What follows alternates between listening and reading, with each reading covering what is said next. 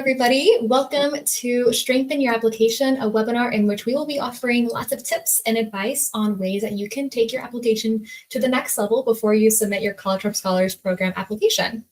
My name is Selena, and I'm a member of the student outreach team here at QuestBridge. I'm also a very proud QuestBridge alum, and I remember being in your shoes many, many years ago. All right. So over the course of the hour that you are with us, we'll cover a variety of items. First, we'll do a quick overview of the College Prep Scholars Program application timeline and the components. After that, we'll review helpful checklists and reminders for some of the important application sections that you'll have to complete in the application. Then we'll explore the various ways that you can highlight who you are and your unique story throughout the application.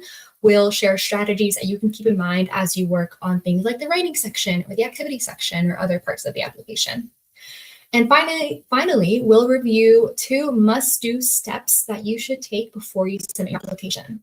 And we have lots to get through, and I do want to answer questions at the end, so we're going to go ahead and get started. All right.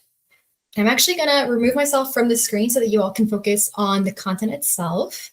There we go. But don't worry, I'm definitely still here. All right, so first up, an overview. So here we simplify the application timeline to include what is most important for you to know right now. So most importantly, your College Prep Scholars Program application is due March 24th by 11:59 p.m. Pacific time. Note that all your application materials, including your transcripts, school profiles, and test score reports, if they're available, are due at this time as well. Then you'll need to submit your awards form by March 26th. This is to be considered for the plethora of awards available through the College Prep Scholars Program, like summer program scholarships, Quest for Excellence awards, invitations to conferences, and more. Finally, we'll be reaching out to all applicants in late April. You'll receive an email letting you know that a status update has been added to your Manage page. So these are some of the key dates to keep in mind. Now let's go through the application components of the College Prep Scholars Program application. As I go through, let me know if you've started your application in the chat or by answering that poll that's in the poll section.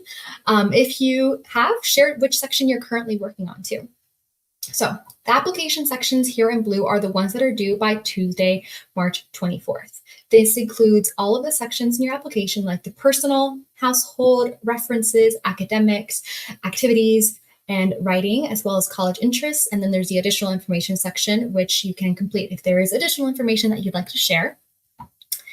In addition, you can also submit numerous application materials, like an unofficial transcript. This component is required, as well as test score reports and a school profile if these are available to you. Finally, you have the application components that are optional, though highly encouraged, which includes a variety of additional forms. The one that I want to bring to your attention first is the awards form, which is the one I briefly mentioned in the previous slide. If you want to be considered for special awards, be sure to submit this form by March 26th. There are lots of opportunities available, and some awards may require short writing responses. So even though it's due after the application is due, we would strongly encourage getting started earlier, or at least exploring that form now so that you have an idea of what all you may need to do. Then we have other forms that you'll have more time to complete, like the college list making activity. This is meant to kind of help you explore college partners and practice what it could be like to rank colleges. This is not an official rankings list by any means. It is just a practice. There's also a form for college preparation organization. So if you are involved in any community-based organizations that are supporting you in the college application process, you can list them there so that we are aware of them. There's also a form called How You Heard About QuestBridge to tell us how you heard about QuestBridge. And the last form is referral. So if you know of any other juniors or even sophomores or even freshmen that may be a good fit for this program, you can let us know so that we can reach out to them. All right. As you may have noticed throughout your application, some application sections are more about providing factual information, like information about your household or income. So let's review some important reminders and things to make sure that you are, as you're completing these sections. So first up is the household section. So First, you want to complete each field in the section. If you don't know the answer, you can write NA and provide additional context in the additional information boxes. If you have nothing to report in a specific box that requires a number, you can enter 0, but it'll be really important that you don't leave anything blank. And I will also note that the review and submit section will also point out if you've actually left any fields blank, so you can refer to that too to make sure that you're filling out all the necessary fields. The next point here is if you have family or if your family has experienced any unexpected changes to employment, to income, or household size, please provide that additional context in the additional information boxes and use numerical amounts when applicable. Using exact numbers will be especially helpful in our review. For example, if your family is responsible for significant medical bills for someone in your immediate household, letting us know that exact amount each month helps us understand how this cost actually impacts your family. So again, using exact numbers is really, really helpful. The third point here is that if you live with anyone other than your parents or legal guardians, like a temporary or other guardian, an older sibling, a family friend, etc., you do not need to report their financial information on the income and assets pages. In most cases that we see, students will need to report the financial information of their parents or legal guardians. Sometimes we see cases of students who are living with other family members or non-legal guardians in temporary situations, and it's in cases like these where you do not actually need to report their information. Another example we see often is cases where students' parents are divorced and one or both of the parents have a different partner. If your parent is not married to their partner, you would not need to report their partner's financial information. If they are married, then you would need to. We know that these situations can be complicated, so be sure to reach out if you are unsure. It's best to inquire to ensure that we're able to fully assess and review your application. You can email us for those specific, more personal questions.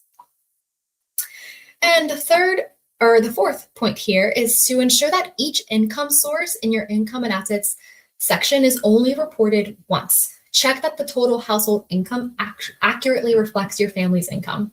We see this error quite often. So a number will be reported twice, sometimes in both the question about wages and salaries and gross dividend income, which are two different things actually, and it will essentially double your family's income.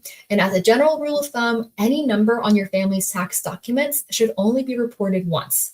Double check that bolded total household income in your application to make sure it looks right. Right. Now let's go through some FAQs that we often get. So the first question that we see often is, who should I be including in my primary household?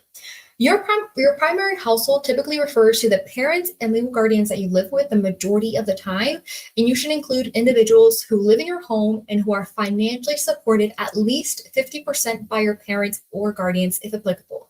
And again, these will be individuals that live in your home. So if you have family abroad or out of state that your family also supports, unfortunately, they would not count towards this primary household. All right. The next frequently asked question that we get is, what do I do if my parents don't have this year's tax returns?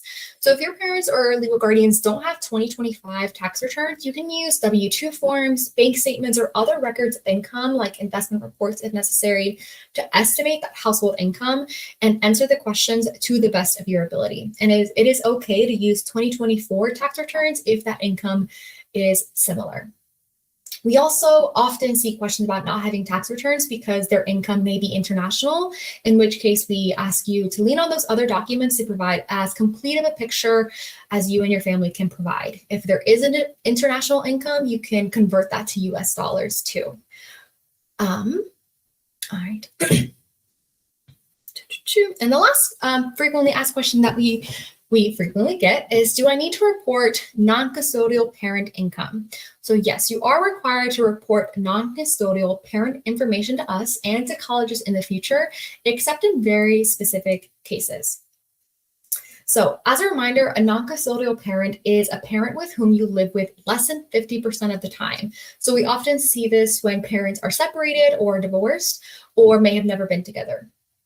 So these cases of these, specific cases where you may not be required to report this information that would be if there has been no contact or support ever, or over a significant period of time, or other extenuating circumstances such as documented abuse or legal orders that are limiting contact. We do know that these situations, again, can be tricky, so we encourage you to reach out to us if you have further questions. All right. Finally, the academic section and the references. So our first reminder here is that if you haven't already, be sure to register one teacher reference, preferably one who taught you in a core subject recently. For us, a core subject teacher includes English, history or social studies, math, science, and foreign language. One of the subjects that I often see be brought up here is, does computer science count as a science? Yes, it does. I can often count as a math too, so computer science fits in that category. And again, a reference should be someone who can speak to your character, your strengths, your achievements, etc. So somebody who knows you well. All right. There you go. Okay, the second point here is to submit an unofficial transcript, because this is a required component of your application. And a school profile if this is available, and test score reports as well if they are available. If you are submitting photos or scanned copies, just make sure that they are very clear and easy to read.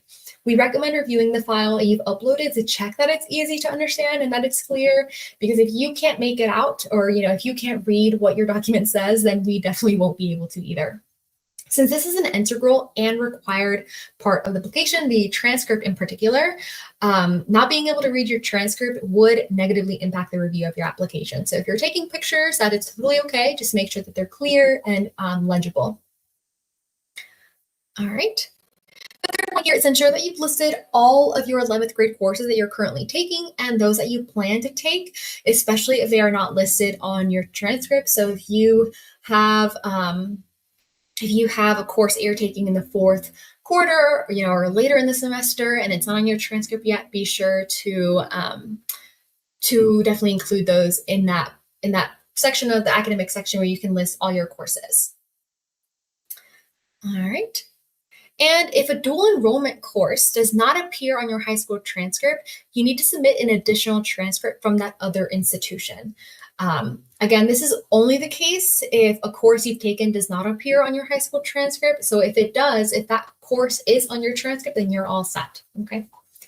And I will quickly note that a school profile, from that second bullet point, a school profile is a flyer or a brochure that your high school may have that provides really general information about your school, like student body size, what kinds of classes are available, average test scores, etc. And you can check with your high school counselor to see if your high school has a school profile available. Now, here are some FAQs for these sections. The first question, after I register my reference, will they need to complete anything? So your teacher does not need to write a letter of recommendation or take any action unless it is later requested.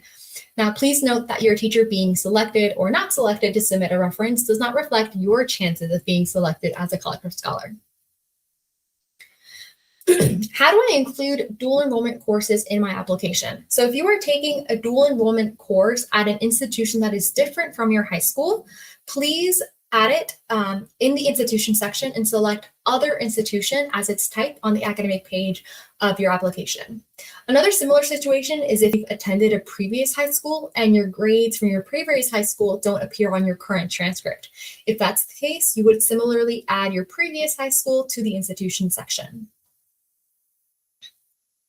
The last FAQ here is, can I submit my scores from the March SAT? So it is very likely that you're going to receive these test scores after the application deadline. On the testing page of your application, however, you can indicate that you are taking the March SAT and then leave the scores link. You can then upload your unofficial test score report on your Manage page as soon as you receive your score, and we will do our very best to include it in the evaluation of our application. All right. Now, hopefully these resources sound familiar, especially if you've been in the application at all recently. But in case it's late in the night and you're feeling unsure of answers, these are really great places to start. So believe it or not, many of the questions that you all have are questions that we've answered already in our online help portal, AskQB. So over the years, we've gathered the most frequently and commonly asked questions, and it's divided here by application section and relevant timeline. So you can really go in there and sort by section and figure out, figure out the answers to many of your questions. If you can't find a question there, you can submit a form to have your question sent directly to our team to review. We have an Ask You Be Anything session tomorrow as well, where we will dedicate an hour to answering all of your questions live. So feel free to join us tomorrow or for a future Ask You Be Anything session. I think my colleague has already shared a link to that in the chat, but you can go to our events page on our website as well to register for those Ask You Be Anything sessions. Now, nearly every section of the application, including those I just talked about, has an accompanying Quest Tips video that is linked in the corresponding section of the application. These videos will also link you to specific resources for its application section. So if you have a question about actually completing a field or a question in the application, these are great places to start as well. And finally, we are truly invested in helping you submit a strong application, so you can explore all of our resources that are available in our resource library.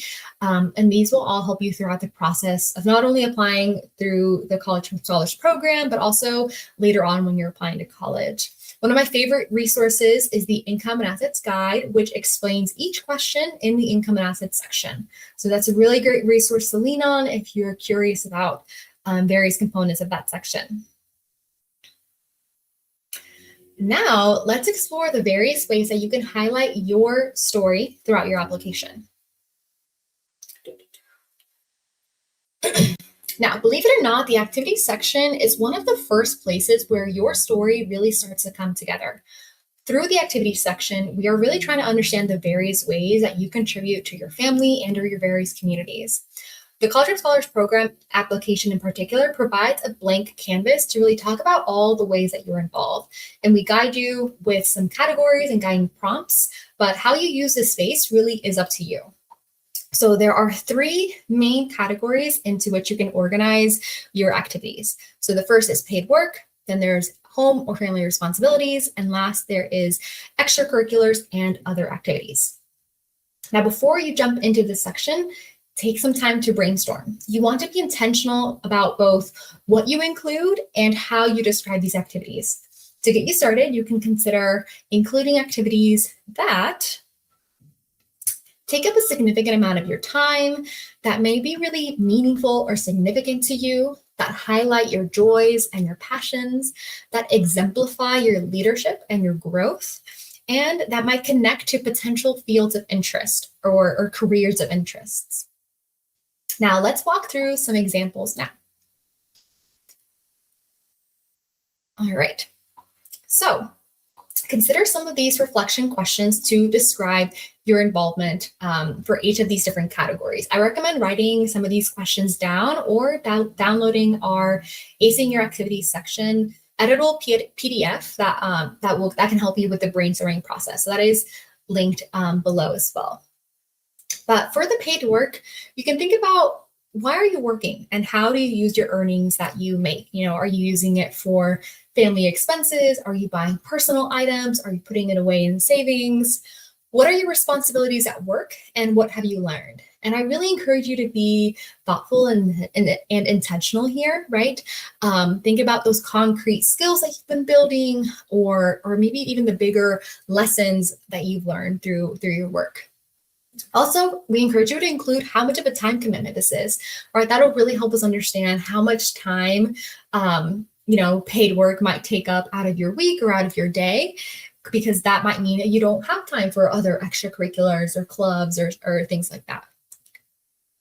For home and family responsibilities, you can think about what roles you take on to fulfill important needs, right? So are you helping maybe with finances? Are you making calls to the doctor? Are you helping with cooking in the kitchen? Are you picking up siblings or helping them with homework, right? Those are some of the roles that you can think about.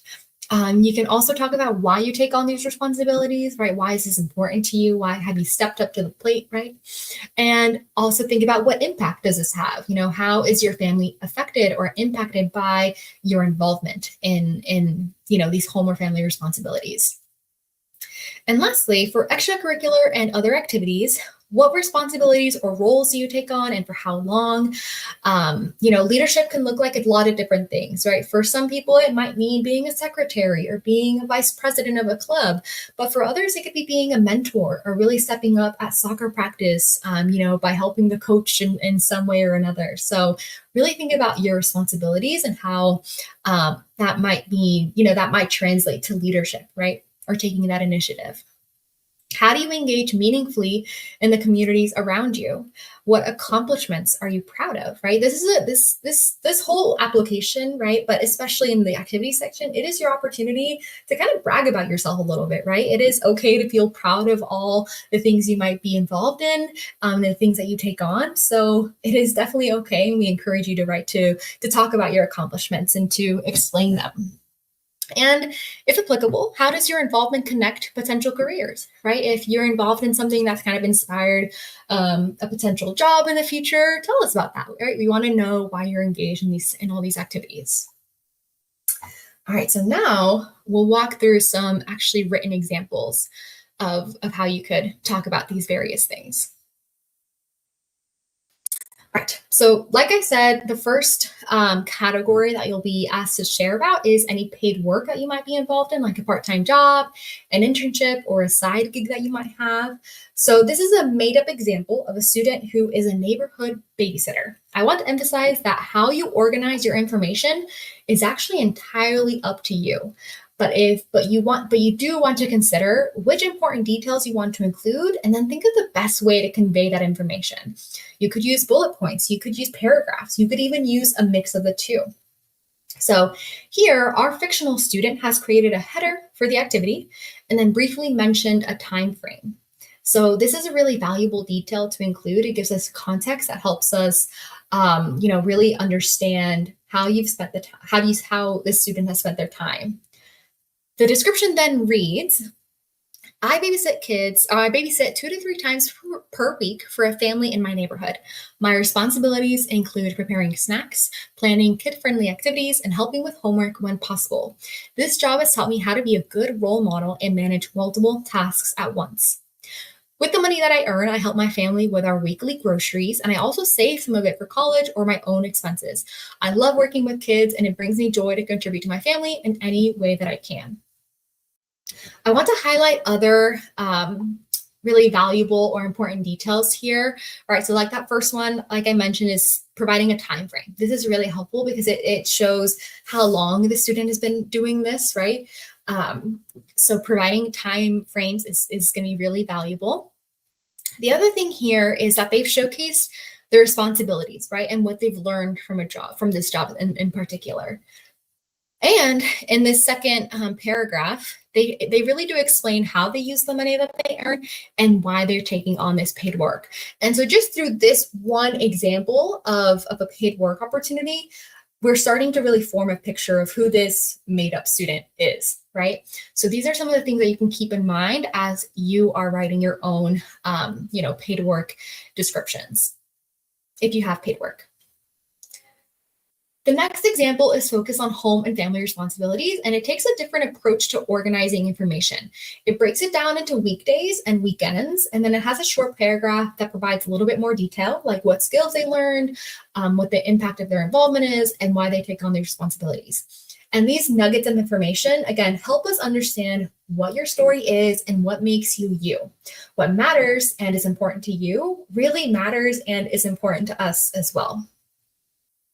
So like I said, here they've used bullet points to kind of organize and help us visually understand their specific roles and the responsibilities. And then these unique specific details illustrate the impact of their involvement and why they take on the responsibilities. So again, there's various different ways that you can go about, organizing your information, and you can make it different from section to section, right? So you could do one thing for paid work, do something different for home and family responsibilities. It's really up to you. All right, lastly, we have extracurricular and other activities. So here we see again a different approach. Our fictional student here has organized activities into clubs and sports at school, and then other activities that also take up their time, like volunteering and a personal hobby like playing the guitar.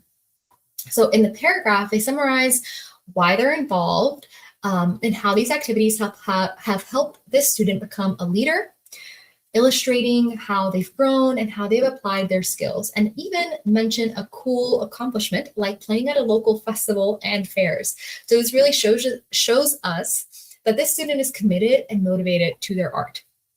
So again, to highlight here, the student is organizing their activities into different kind of like buckets, right? So at school, sports and clubs, and then just other activities that may take place outside of school.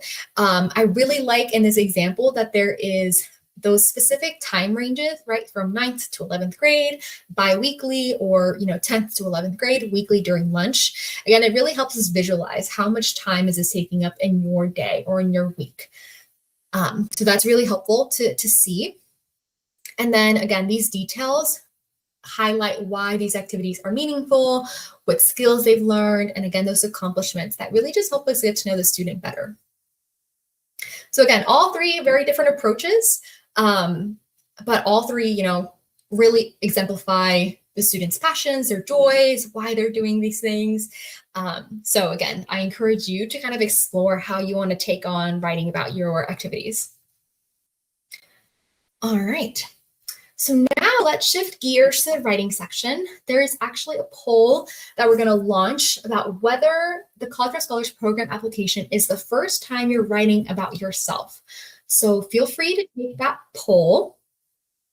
And let me know, because I know that when I was applying to the College for Scholars program, it was the very first time that I ever wrote about myself. And I'll actually take a moment now to share a little bit about my own story. So when I was a junior in high school, I learned about QuestBridge through my very favorite teacher, Mr. Tucker. He encouraged me to apply. And if I'm completely honest, I did in fact leave it to the very last minute, and I did not submit my best application. I was ultimately not selected as a College Prep Scholar. And when I decided to apply to the National College Match later that summer, I remember spending a really long time on my own writing because I knew that I didn't spend nearly enough time on the writing section. And part of that reason was that I actually had never really practiced writing about myself. It was not something that I was super familiar with or comfortable with, right? I was used to writing essays about books in school, but really nothing about myself. So let me look at the poll results. Let's see. All right, let's see.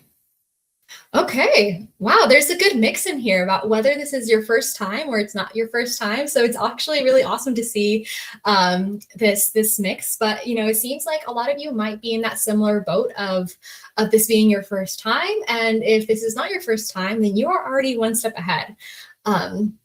So now I'll talk a little bit more about some of the things that you can keep in mind as you are writing about yourself, especially when you're writing for that college application audience, right? It might feel a little bit scary, but hopefully these tips make you feel a little bit more confident throughout the process. So one of the first things that you want to consider as you're going about writing about yourself is the content, right? So obviously for, a college application, or in this case for the College for Scholars program application, it is going to be really important that you focus on yourself. We are reading your application to learn about you. So it'll be really important that you focus on yourself. While it is okay for you to mention other important people in your life, like your parents or siblings or friends or aunts and uncles, at the end of the day, you do want to focus on yourself. You'll also want to include unique points that really make your story stand out, right? Unique details that only you could add or that only you could know will really help bring your writing to life. You can also incorporate descriptive details to show rather than tell us about your story. And I actually will show you examples of what I mean by this and how you can do this.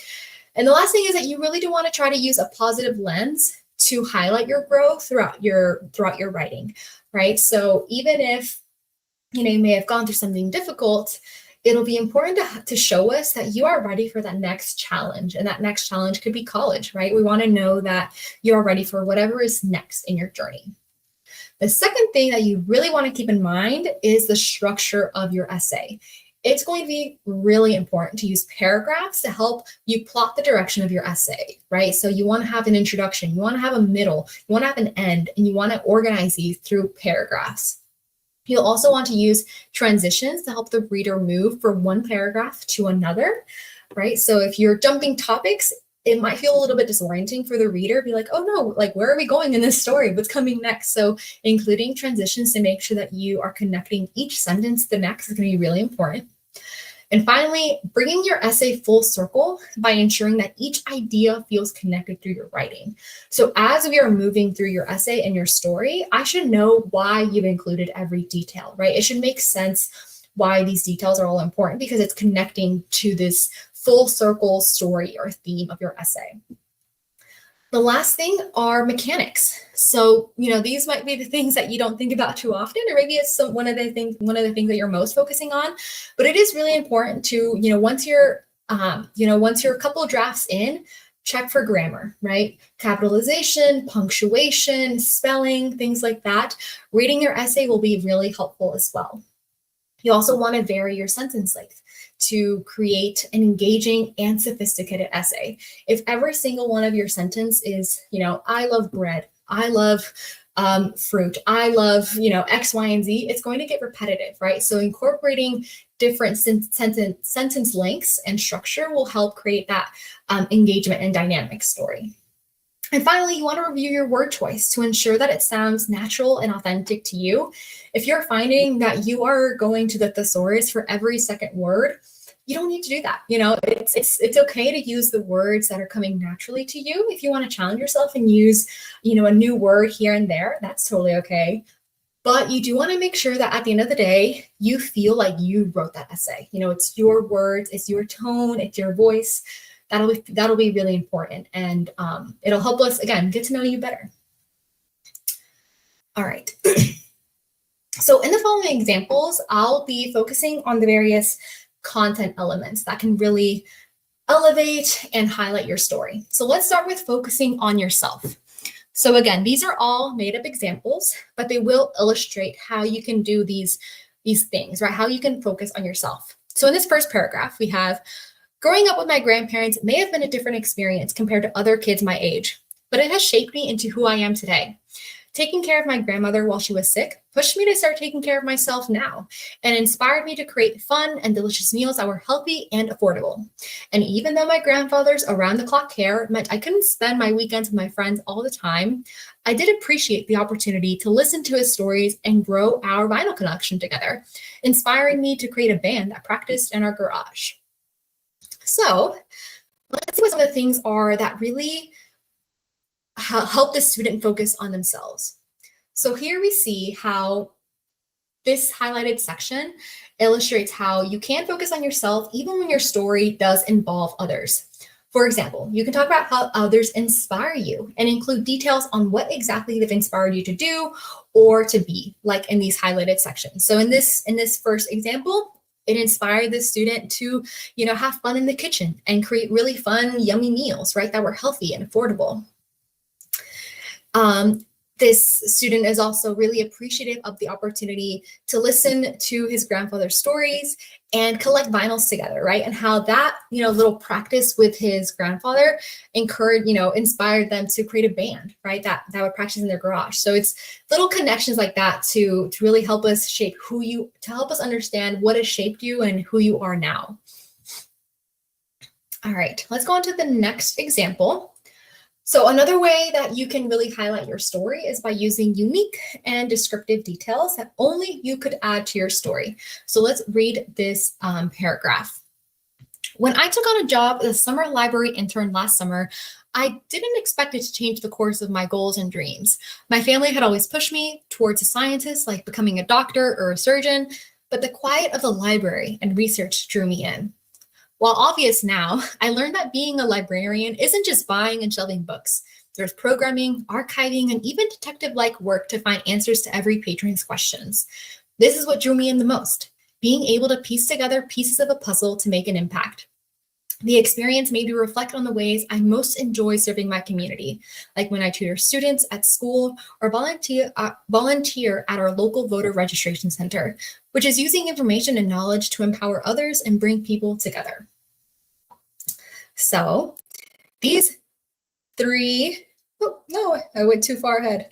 So these three highlighted sections are examples of using unique descriptive detail that really help paint a vivid picture for the reader. Some ways that you can do this is by engaging the 5 senses, like how in this first example, the student is using sound to really, help the reader understand what it sounds like to be in that library, right? The quiet of the library and the research that drew them in. You can almost you want to whisper it as you're reading it, right? Another way is to use concrete examples to dig deeper. So in that second highlighted example, instead of leaving it at how being a librarian isn't just buying and shelving books, the student provides examples of what else being a librarian consists of, right? There's programming, there's archiving, and that detective-like work. And I really like how the student makes it their own, right? Like maybe you wouldn't find a librarian job description as being detective-like work, right? But the student is making it their own. Finally, you can also add descriptive detail by showing rather than telling. So in that last highlighted portion, the student shows us how they serve their community, which is by tutoring or volunteering, right? So instead of just saying, oh, I enjoy serving my community, they go on to show us how they do that. They show us that they serve their community by tutoring and by volunteering at a local voter registration center. So those are some ways that you can include unique descriptive detail. All right, last up is using a positive lens. Now, one of the things that I often tell students when writing a personal essay is the importance of knowing the purpose and the audience. If you're writing in your journal, you might be more inclined to share the good, the bad, and the ugly, because in most cases, the purpose of a journal is to vent and release a lot of built-up emotions. But if you're writing a college admissions or scholarship application essay, you may need to be more intentional about what you do or don't include and how you write about it. In the College of Scholars program application, we, of course, want you to be open and honest about the factors that have shaped you into who you are today. No matter the topic, though, you want to use a positive lens, because at the end of the day, your goal is to make a positive impression and convey that you are ready for the next step in your journey. So here is an example. When we lost our home in 2023, I felt scared and unsure of what our future would look like. Worrying about my grade on a test or whether I'd make it to soccer practice felt silly when I didn't have a roof over my head. But at the same time, it gave me something to focus on and control. I tried to find different places to study, like the local library or a favorite coffee shop. And even though it was hard to admit that I needed help, I reached out to my coach and asked if she could offer me any flexibility while our family got back on our feet. Now, a few years later, I am proud of the way I persevered in those months of uncertainties by focusing on the small actions and choices that I could make each day. This mindset of taking it step by step has shaped my outlook and who I am today. So these highlighted sections, there we go. These highlighted sections in this example show subtle ways to use a positive lens while still acknowledging that this is a difficult experience, right? So in that first highlight, the student recognizes that amidst the fear of losing their home, there was a sense of focus and control that they could feel when they just focused on some of the smaller, more manageable things, right? Like a test score or a soccer practice. And then they illustrate what action they took to move forward and persevere. Like they've reached out to a coach to ask for help. They then close out with a reflective note about being proud of themselves, which further illustrates growth and resilience. Again, there are so many spaces in the application where we do want to hear you be proud of yourself and of your accomplishments, and getting through something difficult is something to be proud of, right? So we want to see that reflective tone in your writing as well. And there's, one way to do that. Okay, and there we go. All right, now one final thing I want to touch on before we move on from this writing section is the idea of writing about obstacles and challenges. So sometimes the factors that have shaped us are the result of the obstacles and challenges that we faced. And we know that this is often the case for students from low-income backgrounds. As I briefly mentioned in the previous slide, we want to learn about what has shaped you into the person that you are today. If this means touching on challenges or obstacles, we have some helpful reminders and strategies to just keep in mind when you're writing about these kinds of topics. Again, you want to focus on your growth. Remember that the focus of your essay should be about you, not just the obstacles or the challenges that you've faced. You also want to highlight what you've learned as a result of your challenges. This will show us that you can reflect and you can learn from this experience, right? Incorporating ways that you may have applied what you've even learned to further exemplify your growth. And like I've mentioned, you do want to lean into that positive tone. Application readers, especially for college later on, they want to know and feel that you are ready for college. And demonstrating your emotional maturity and character development will show us that you are ready for that challenge. Another way to put it is to consider whether it feels like you're writing about a scar that you've had time or space to heal from, or whether it still feels like you're writing about an open wound that you might still be processing. If it feels like you're writing about a scar because you're able to reflect and note your growth, then I think you're on the right track. All right. Now let's talk about the additional information section. So there are lots of places in the application to share additional context, some of which we've already mentioned before earlier, but here are some specific examples of what you might want to mention in the additional information boxes or section of the application. So in the household section, you want to mention things like changes in household size, income, or employment. So if a parent recently lost a job, or if they got a raise, right? Those are things you want to know about. If you've had to move frequently or have just had unstable housing, as well as any challenges in a household that might impact your academics or your opportunities for involvement. And again, we encourage you to be as open and honest as you are comfortable with in the application. You are, of course, not required to share anything, but it will help us just better understand you. In the academic section, you want to share any limitations to your schedule or class offerings. So if you weren't able to take, a specific class because it clashed with another class, or, something wasn't offered at your school anymore, that's something that we'd want to know. If you have any low grades on your transcript, we'd love to know a little bit about why. So if you have any additional context to share that could be helpful for us to know, definitely share that in the application. And definitely share any challenges you've experienced in the classroom that it may have affected your academics, right? So maybe, a teacher had to leave in the middle of the year, or maybe you had, a medical emergency that, you weren't able to go to school for, a certain amount of time. Those are all kinds of things we'd love to know. In the additional information section, which is like its own section in the application, you can share any information that could have been captured in another section due to word count limits. You can share any challenges or hardships that may have shaped or impacted you. And you can also offer any other details that are important to understand who you are. Another approach to just providing additional context is to actually read your application from start to finish and then reflect on whether there is anything that might be unclear or confusing to someone who doesn't know much about you. If you have that thought as you're reviewing your application, then take some time to provide more context in the additional information section. Now, before we go into what you should do before you submit your application, I want to highlight some additional resources for some of the sections that we just highlighted. So you can use the Acing Your Activities section to help you brainstorm, what you want to include in your application for your activities, as well as how to write about your activities, like how to describe your involvement.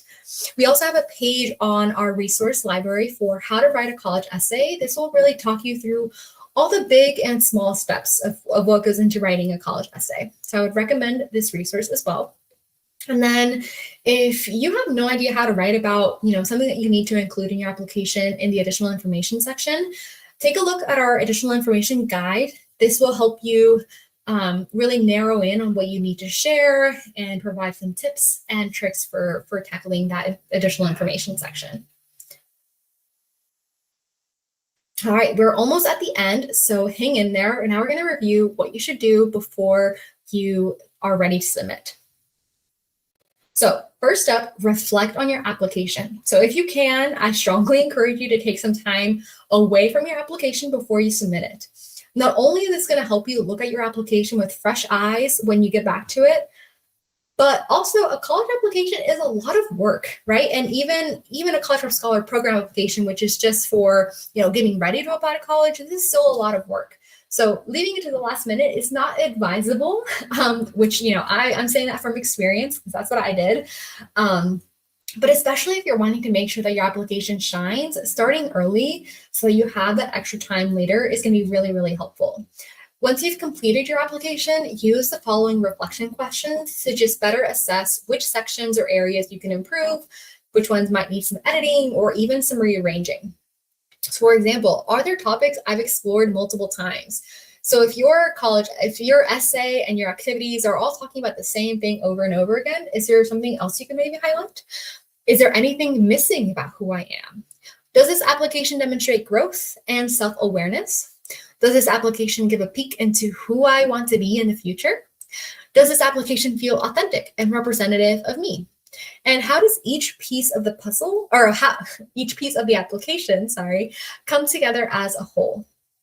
Now, keep in mind that the College Prep College program application serves as a head start in the college application process.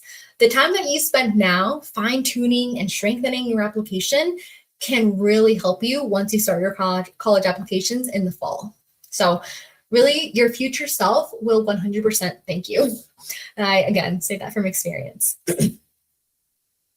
And finally, but certainly not least, review your application proof. If you are curious about what we are going to see when we read your application, just look at the application proof. And as you look it over, you should ensure that your writing is complete and that all characters appear correctly. Using many paragraph breaks can lead to your writing being cut off, and characters may not appear if they're in a different alphabet. So if you're writing something in a different language, definitely make sure that one, we could understand it, right? So maybe include a translation, but also if it's a different alphabet, then we likely will just see boxes on our end. And also use this as an opportunity to review your entire application and catch any mistakes like incorrect information, grammar and spelling, and copy and paste mishaps, which we see often. Before you submit, double check that everything that you are including in your application is correct and accurate. Incorrect information can have a negative impact on your application, so take your time with this step. You can resolve lots of errors by exploring AskQB or online help portal. All right. Being a college prep scholar is just the first step of this journey that could change your life and change the directory of your future.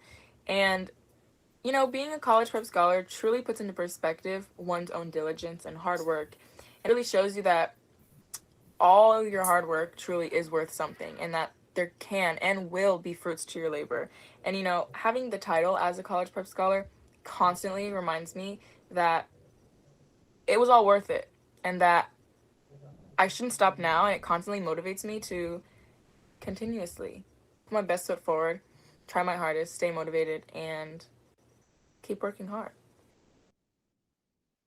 Amazing. Well, hopefully these words of wisdom from Bethania are really, heartwarming, because your college application and your college prep college program application is uniquely your own, right? You get to choose which stories to share, which sides of you to highlight, and most importantly, how you craft your story. For many of us, the journey to this point, right, applying to scholarships and to college prep college prep programs, right, it may not have been easy, but as Bethania said, this could be the beginning of a journey that can change your life. All right.